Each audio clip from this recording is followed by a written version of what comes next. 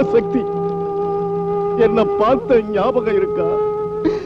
நடனமணி நடராஜன் வந்திருக்க.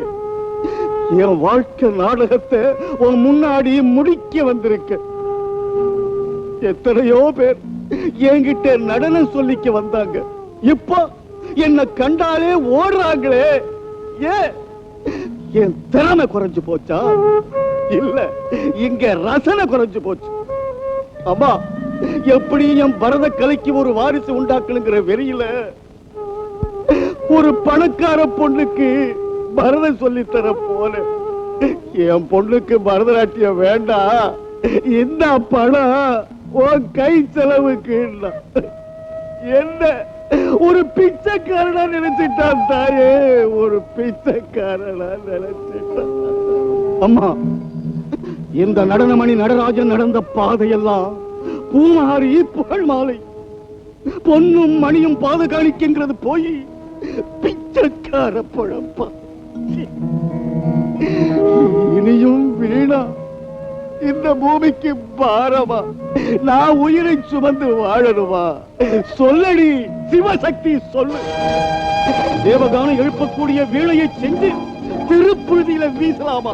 சொல்லடி சிவசக்தி, சொல்லு. அங்க பட்டயம் கட்டி தேர் இழுக்க வேண்டிய கோவில் யானை தெருக்குப்பை வண்டியை இழுக்கலாமா? சொல்லடி சிவசக்தி, சொல்லு. வீணான அமுத சுரபியை ஆபுத்திரன் குளத்திலே வீசி எறிஞ்சு விட்டு போனான். அதே மாதிரி இந்த தேவையில்லாத அற்ப உடலை தேவி உன் சன்னிதானத்திலே தூக்கி எறிய போகிறேன். உன் சூலாயுதத்திலே இந்த உயிர் சலங்கை உதிரப் போகுது.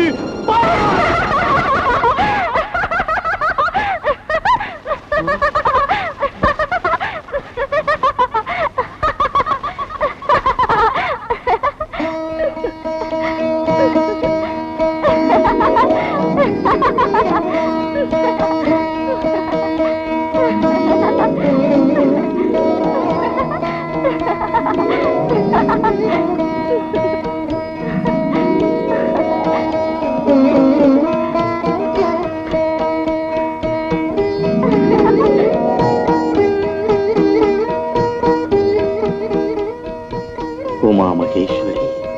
என்ன தாத்தா அப்படி பாக்குற? உன் பேர் என்னம்மா?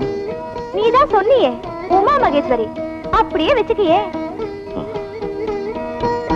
ஆமா, அப்படியே கூப்பிடுறேன். தாத்தா, நான் உன் கூட வரட்டுமா? உன் நாட்டியத்தை எனக்கும் கத்து கொடுப்பியா?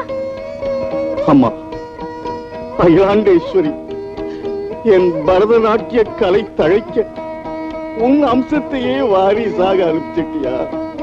அன்று நடராஜனோடு போட்டி போட்டு ஆடின நடன தேவி இந்த நட்டுவனார் நடராஜனிடம் பாடம் கேட்க வர்றதா?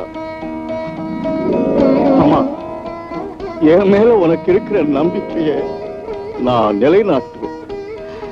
இந்த சிங்கார பாதத்து சலங்கை நாதத்திலே ஜெகமெல்லாம் பரதநாட்டிய கொடியை ஏற்றுவேன். இது சத்தியம். வாமா. நான் வரமாட்டேன். எங்க அம்மாவை விட்டுட்டு நான் வரமாட்டேன். அம்மா.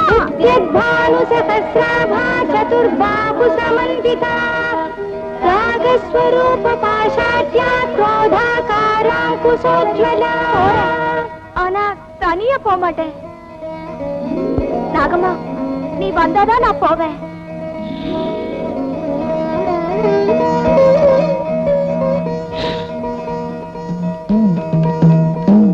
பார்வைக்கு தெரியாத தெய்வம், பாலூற்ற தாய், பேசி பழக முடியாத ஒரு பாம்பு, பாதுகாப்பு துணை,